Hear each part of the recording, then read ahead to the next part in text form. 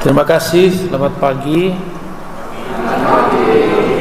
Secara khusus saya mengucapkan terima kasih pada Romo Sadana dan Romo Agus yang sudah mengundang saya, karena sudah lama saya tidak makan gudeg.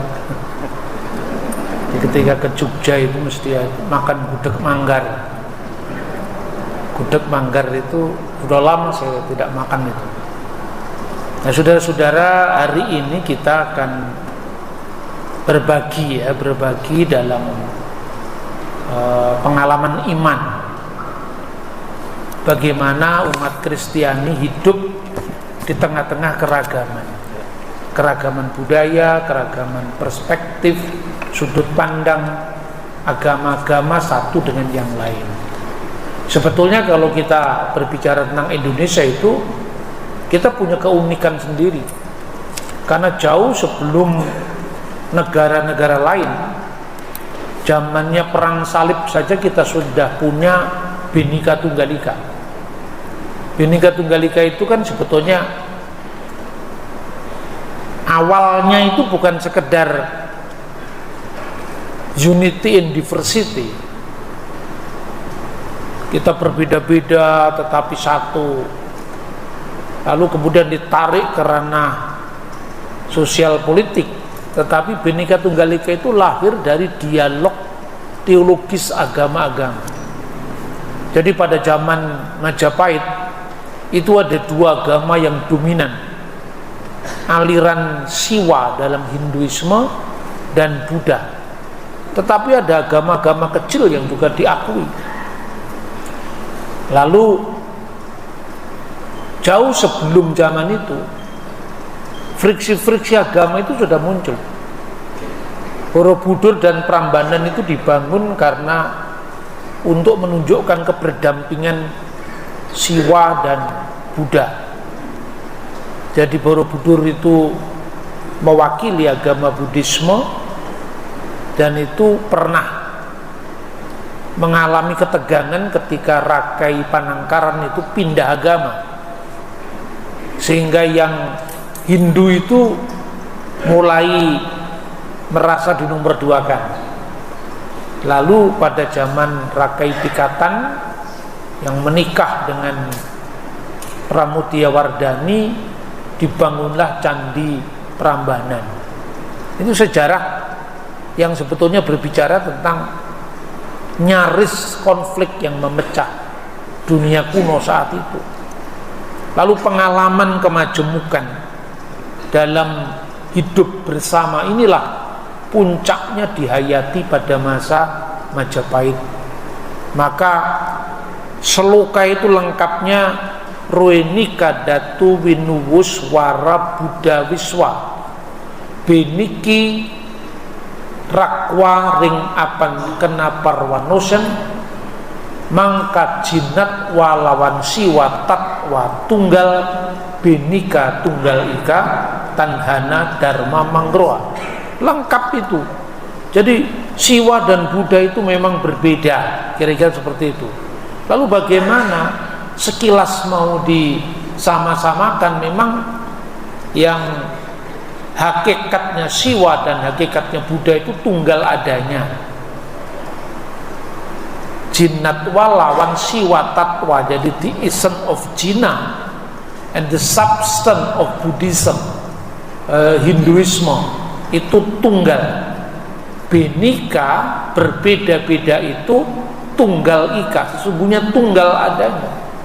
Tanhana Dharma Mangroa, tidak ada agama yang mendua. Jadi toh akhirnya Buddha tetap Buddha, Siwa tetap Siwa, tapi keduanya hidup berdampingan. Itulah sebabnya kenapa founding fathers kita memilih bukan Demak, Ternate, Tidore, tetapi Majapahit. Dipilihnya Majapahit bukan sekedar karena alasan sederhana, tapi karena itu monumen toleransi. Nah, sekarang ini tampaknya komitmen kebangsaan itu sudah mulai menipis, kabur. Ya, kalau zaman Bung Karno itu Kalau saya pernah menulis buku kan, Religi dan Religiositas Bung Karno. Bung Karno di forum-forum Islam mengucapkan sabda Krishna Bhagavad Gita misalnya, Karmani Wadikarastima Palesu Kedacana. Di forum non-Islam mengucapkan ayat-ayat Quran, Innallaha la yughayyiru ma biqaumin hatta yughayyiru ma bi anfusihim. Tuhan tidak mengubah nasib suatu kaum kalau kaum tidak mengubah nasibnya sendiri. Pentingnya kerja keras, tetapi melompati berbagai macam tradisi keagamaan, karena Soekarno merasa dia adalah perwakilan dari keseluruhan kemakmuran rakyatnya. Nah, kalau sekarang tidak, orang mau jadi bupati harus menghadap tokoh agama tertentu, konstituen, dan ujung-ujungnya wani piro kan gitu kan. Jadi sebetulnya sudah terjadi kepemimpinan kita yang mulai langit kebangsaan kita itu mulai menipis. Makanya karena kita lupa trihita karana, hubungan antara kita dengan Tuhan, kita dengan sesama, kita dengan alam semesta mulai murka, banjir gempa di mana-mana karena orang lupa memayu hayuning bawon. Ini teologi lingkungan hidup. Nah, antar manusia dengan manusia aja tidak saling tegur sapa, mengucapkan selamat Natal, takut kalau agamanya kabur, ya kan? Itu kan ciri orang yang sebetulnya minder, wadahid, kompleks, tidak yakin kalau agamanya benar. Padahal ketika kita mengucapkan selamat Waisak, juru selamat kita tidak ganti Siddhartha Gautama kan? Bener apa tidak?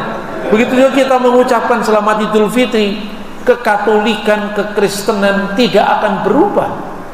Itu kan sopan santun pergaulan. Lah inilah keindonesiaan kita sebetulnya. Ada orang sekarang kan mulai salam lintas agama.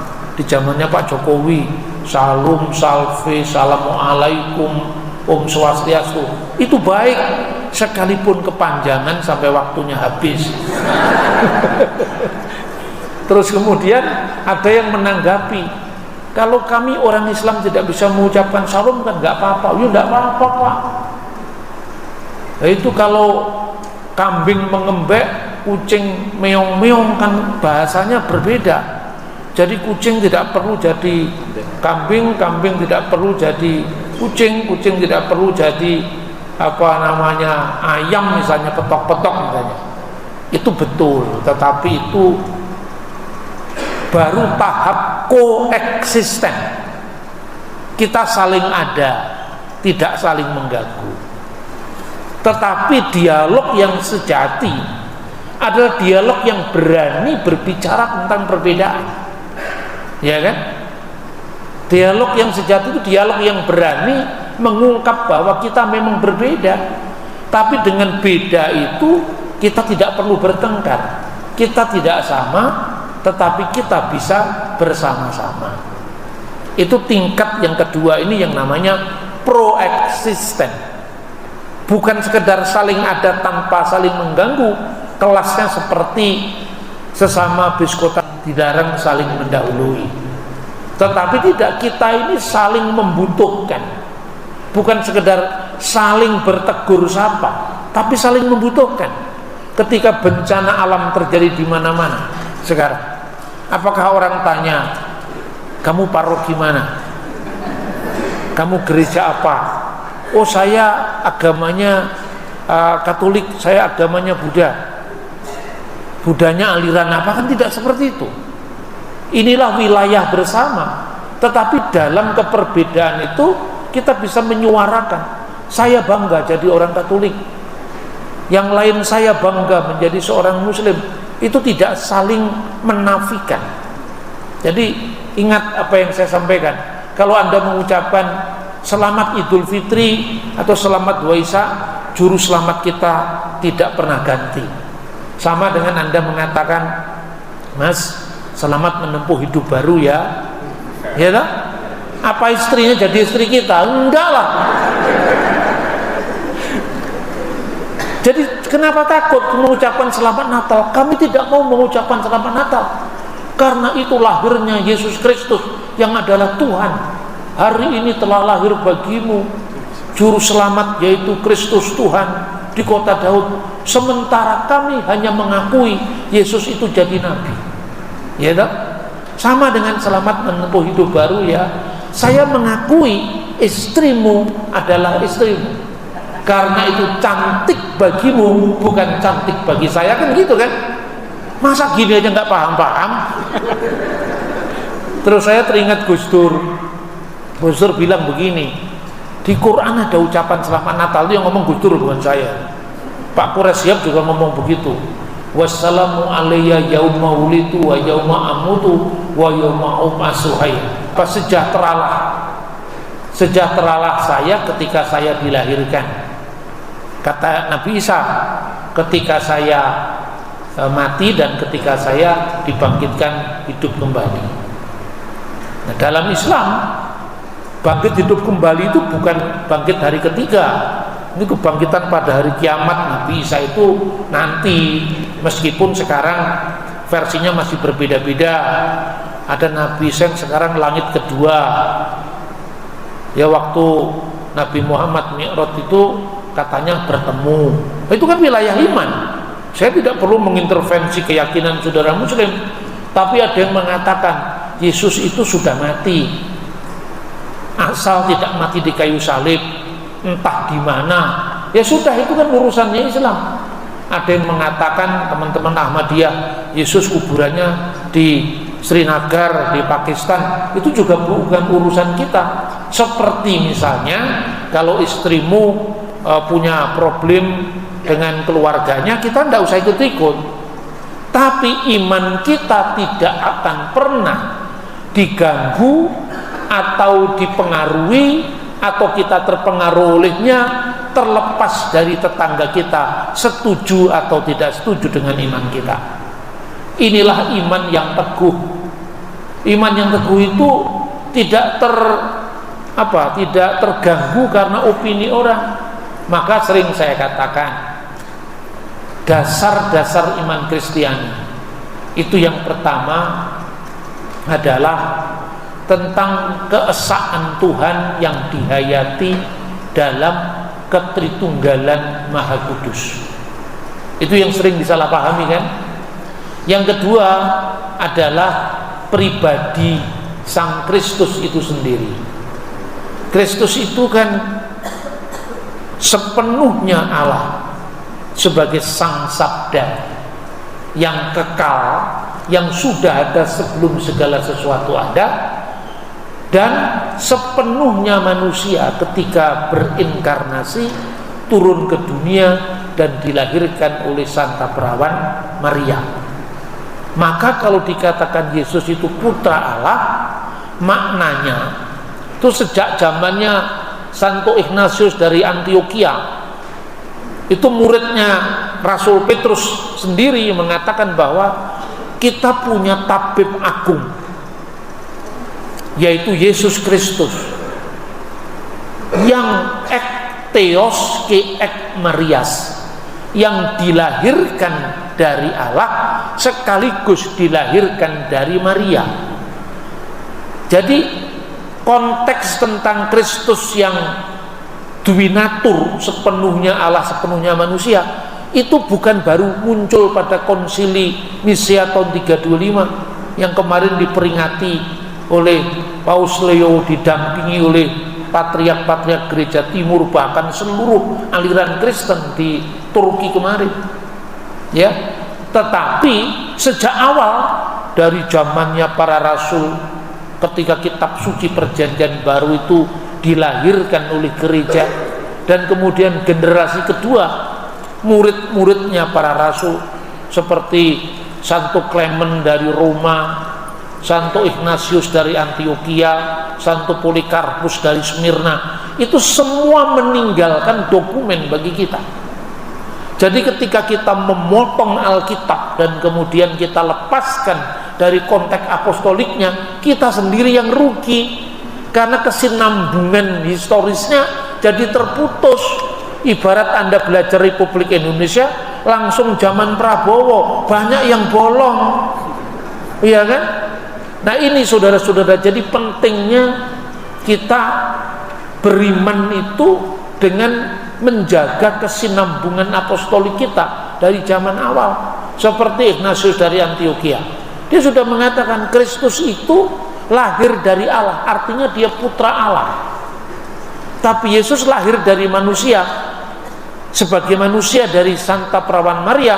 Ketika sabda itu menjadi daging dan tinggal di antara kita, dan kita telah melihat kemuliaannya, yaitu kemuliaan apa yang diberikan kepadanya sebagai putra tunggal Bapa, penuh anugerah atau penuh kasih karunia dan kebenaran.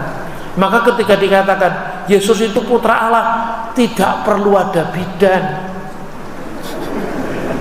karena itu ungkapan yang sifatnya metaforik. Jadi pertama sekarang, ungkapan Allah untuk Bapa itu bukan ciptaan gereja mula-mula. Dari Yahudi sudah ada. Salah satu dokumen yang pertama muncul, bukan pertama muncul, yang paling akhir muncul ya, itu adalah deklarasi yang ditandatangani oleh para rabi Yahudi pada tahun baru saja tahun 2015. Judulnya itu melakukan kehendak Bapa di surga. Jadi itu rekonsiliasi antara Yahudi dan Kristiani, dan itu merupakan tanggapan positif dari komunitas Yahudi setelah Paus Yohanes Paulus II mengunjungi Yerusalem bulan Maret tahun 2000. Dalam pesan apostoliknya beliau mengatakan memisahkan gereja dari warisan keyahudian, dari umat perjanjian, itu menempuh jalan sesat Markion. Apa artinya Markion? Markion itu bidat Kristen, ya sebetulnya bukan Kristen lagi itu, yang mengatakan bahwa Tuhannya perjanjian lama itu beda mutlak dengan Tuhannya perjanjian baru. Allahnya perjanjian lama itu Allah yang pendendam, Allah yang bengis, yang menciptakan alam semesta yang kotor ini katanya. Tapi Tuhannya perjanjian baru tidak pernah menciptakan dunia. Kenapa dunia diciptakan? Dunia ini penuh dengan dosa dan kekotoran. Lalu Allah perjanjian baru yang Bapa surgawi yang kekal, yang penuh kasih ini, mengutus logosnya turun ke dunia. Kira-kira konsep gnostik gitu. Waktu logos itu sang sabda tadi, tapi beda dengan sang sabda dalam Injil Yohanes. Sabda ini hanya sebutan sebagai intermediary being yang bukan Allah, bukan pula manusia, menyamar jadi manusia, turun ke dunia. Untuk apa? Untuk merebut manusia itu dari kuasa ilah yang jahat perjanjian lama tadi. Makanya Yesus menyamar jadi manusia. Logos ilahi menyamar jadi manusia. Itu temporal, tidak benar-benar firman menjadi manusia, inkarnasi, tapi hanya menyamar jadi manusia. Makanya disebut doketisme, dari kata Yunani dokein. Dokein itu tampaknya manusia. Maka kadang-kadang dia seperti manusia, kadang-kadang tidak hadir sebagai manusia. Tidak benar permanen firman menjadi daging, berinkarnasi menjadi daging, tapi hanya tampaknya saja. Kadang-kadang dia datang, tiba-tiba dia tidak ada lagi pergi. Makanya ada lagunya, kau datang dan pergi sesuka hatimu. Itu lagu gnostik itu.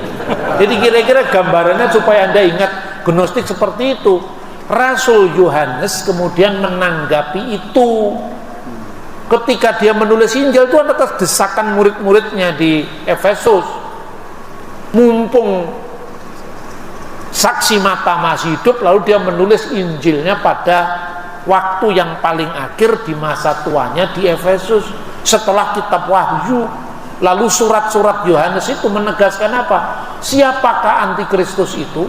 yaitu yang menyangkal Yesus telah datang sebagai manusia, gitu loh. Itu ajaran Gnostik. Zaman Yohanes itu belum ekstrim, tapi sudah ada bidatnya, itu pemimpinnya namanya Kirintus, bukan Korintus. Kalau Korintus nama kota. Suatu saat menurut Santo Irenaeus dari Lyon, jadi semua itu beritanya ada kesinambungannya. Rasul Yohanes itu di kamar mandi umum di Efesus dan kota-kota Yunani selalu ada gedung teater, kamar mandi umum, agora, pasar, ya selalu ada itu. Ketika murid-muridnya ada di gedung itu, ini dicari di Alkitab juga tidak ada. Wah, ini catatan sejarah gereja mula-mula, ya kan. Tapi saya tuh kadang-kadang kalau ditanya ayatnya mana, saya tuh kadang-kadang pusing juga saya. Kalau ayatnya mana, ada konteksnya loh. Yang nulis perjanjian baru aja tidak pernah ngomong kalau dia yang nulis. Coba kalau Anda tidak pernah membaca tulisan-tulisan apostolik, dari mana Anda tahu The Gospel According to John? Siapa yang kasih judul itu? Injil pertama ditulis oleh Matius. Tidak ada tulisannya, dari mana kita tahu? Dari Papias kita tahu. Siapakah Papias? Papias itu muridnya Rasul Yohanes langsung. Jadi kita tahu karena yang ngomong muridnya yang nulis. Nah, kalau ini nggak kita baca, makanya muncul yang macam-macam. Katanya Yohanes yang nulis Injil itu Yohanes yang lain, Yohanes Hasugian atau Yohanes siapa, ya toh? Wah, itu datanya ada, dokumennya ada. Makanya kalau soal begini nggak usah ngomong apa alirannya apa. Saya ditanya, Pak Bambang, aliran gereja apa? Saya enggak punya aliran, saya langsung ke samudranya, maka dapatnya banyak gitu loh. Kalau aliran itu kan dapatnya kecil-kecil. Nah itu saudara-saudara. Lalu murid-muridnya ini disuruh keluar sama Santo Yohanes Rasul ini. Kenapa wahai guru? Karena musuh kebenaran ada di gedung ini. Saya takut ini roboh, tidak bisa menahan kesesatannya. Makanya Yohanes disebut Boanerges. Boanerges itu artinya anak-anak petir, temperamental. Rupanya Tuhan pakai juga orang yang temperamental itu untuk menegakkan ajaran yang benar, ya kan? Makanya dia umurnya panjang.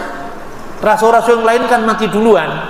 Petrus wafat di Roma tahun 64, Paulus wafat di Roma tahun 67, dia tahun 96 baru wafat. Rupanya Tuhan itu memberi dia usia lebih panjang untuk mempertanggungjawabkan iman. Doa saya seperti Rasul Yohanes, nanti juga panjang karena masih panjang. Nah, itu saudara-saudara, jadi kesinambungannya seperti itu. Maka siapakah antikristus itu? Yaitu mereka yang menyangkal Yesus datang sebagai manusia. Ini konteksnya ajaran Gnostik ini.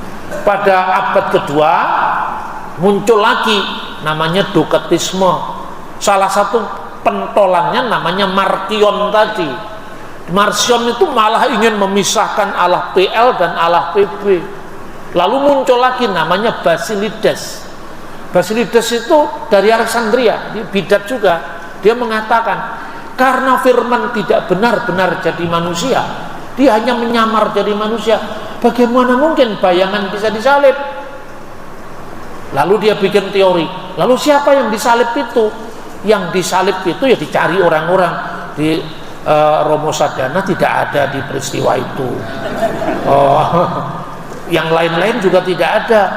Lalu siapa? Loh, yang ada yang memikul salib itu Simon Kirene, ini ajalah jadi nominator. Lalu Basilides mengatakan karena bayangan tidak bisa disalib, maka yang disalibkan yang di dekat dia itu, yang membantu memikul salibnya itu, wajahnya diserupakan dengan Yesus. Yesus kemudian kembali ke alam cahaya, lalu Simon Kirene yang disalibkan menggantikan dia. Itu abad kedua akhir. Jadi kalau ada orang berteori Yesus tidak disalib, kenapa kamu jadi bingung? Contohnya di sejarah gereja sudah ada. Tapi itu tidak punya nilai sejarah. Kenapa tidak punya nilai sejarah? Munculnya aja tahun 200-an. Kanon perjanjian baru sudah tutup sebelum Yohanes meninggal, kan? Nah, saudara-saudara, itu caranya. Lalu pernah beberapa saat lalu terbit buku namanya Injil Yudas. Saya waktu itu dengan Romo SD Kristianto di Jakarta sempat diskusi tentang itu di forum begini karena hebohnya. Saya bilang, untung saja penerbitnya Kompas, lalu dikasih kata pengantar sama Romo gitu kan. Artinya apa? Daripada yang menerbitkan yang lain kemudian dipelintir ke sana kemari. Ini pertarungan di dunia intelektual ya, pertarungan wacana ini. Lalu dikasih kata pengantar. Saya ditanya kepada salah satu peserta seminar di satu tempat, tanya, kenapa Pak Injil Yudas gak diterima oleh gereja? Kenapa Injil Maria Magdalena ditolak? Kenapa Injil Petrus ditolak? Kenapa nggak dimasukkan ke dalam kanon? Terus saya jawab, ya karena itu bukan Injil. Jawabannya kan enak tau? Lah kok tulisannya Injil? Itu terserah yang memberi judul no? Kriterianya apa kok ditentang itu dan ditolak? Itu kalau di konteks orang lain kan sudah diviralkan itu. Injil ini ditolak karena tidak menguntungkan klaim ketuhanan Yesus, kan gitu kan kebanyakan. Terus saya buka langsung Injilnya, saya bawa, ini loh, ini buku ini saya bawa itu, Al-Ahdul Jadid. Jadi Al-Apokrifa Al-Ahdul Jadid, kitab-kitab Apokrifa Perjanjian Baru. Nah, buku-buku ini antara lain Al-Injil At-Tufulah, Injil Tufulia atau At-Tufulah, Injil masa kanak-kanak Yesus. Injil itu diawali, ini Injil dari abad kelima ini, diawali dari ungkapan bahasa Latin kemudian bahasa Arab, makanya disebut Arabic Gospel of Infancy. Itu terus dalam bahasa Latin, In nomine Patris et Filii et Spiritus Sancti, ya, dalam nama Bapa dan Putra dan Roh Kudus. Lalu terjemahan bahasa Arabnya, Bismil Ab wal Ibni warrahil Kudus al Ilahil Wahid. Loh, Injil palsu ini atau katakanlah Injil yang tidak kanonik ini diawali dari ketuhanan Yesus, diawali dari formula trinitaris Bapa, Putra dan Roh Kudus. Kalau Injil ini diterima, lebih untung gereja kan, tidak ada penyangkalan tentang keilahiannya. Tapi Injil ini tidak masuk kanon karena bukan Injil, karena tidak punya nilai historis. Misalnya, senang-senang aja kan kita mendengar cerita Yesus itu sudah bicara waktu bayi. Itu ada dalam Injil abad kelima ini. Kan menyenangkan, wah Yesus hebat ya. Di usia bayi ketika digendong Bunda Maria, dia sudah bisa mengatakan, wa abi arsalni likolasil alam, dan Bapakku mengutus aku untuk keselamatan seluruh dunia. Yesus bayi bisa bicara. Lalu ada buku namanya The Gospel of Thomas abad keempat. Yesus ketika usia 5 tahun pada hari Sabat dia main-main sama teman-temannya.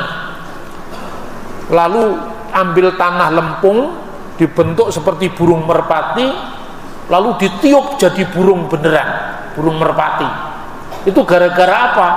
Gara-gara orang Yahudi komplain kepada Santo Yosef, lihatlah anakmu itu, dia main-main pada hari Sabat yang dilarang oleh agama kita.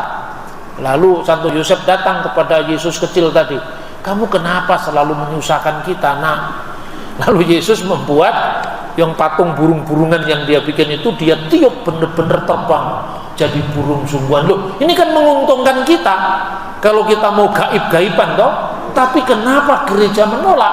Jawabannya karena bukan Injil. Dan apa buktinya kalau itu bukan Injil? Ketika Markion itu kemudian menyampaikan ajaran sesatnya tadi yang mempertentangkan Tuhan perjanjian lama dan Bapa surgawi di perjanjian baru, dia menyeleksi perjanjian baru. Pertama-tama Matius dibuang, Injil Matius. Kenapa dibuang? Karena ada tulisannya, inilah silsilah Yesus Kristus, putra Daud, putra Abraham. Loh, berarti kalau ada silsilahnya ya manusia beneran, dibuang. Lalu Injil Markus, ada kisah pembaptisan Yesus di sungai Yordan. Loh, kalau dia bisa turun ke sungai, ya berarti manusia beneran, bukan manusia bayangan. Buang. Injil Yohanes apalagi firman itu telah menjadi manusia, buang. Surat-surat Santo Paulus diterima sebagian. Lalu Injil Lukas diotak-atik sama dia. Ini lebih cocok dengan pikiran kita ini.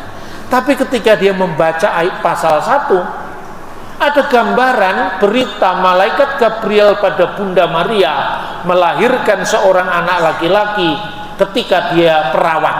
Nggak cocok, dibuang. Pasal 3 ada silsilahnya Yesus, dibuang. Pasal 4 sampai pasal 24 diterima, judulnya diganti The Gospel of Marcion, tanpa izin gereja apalagi membayar hak cipta. Loh, ini kan kurang ajar sekali.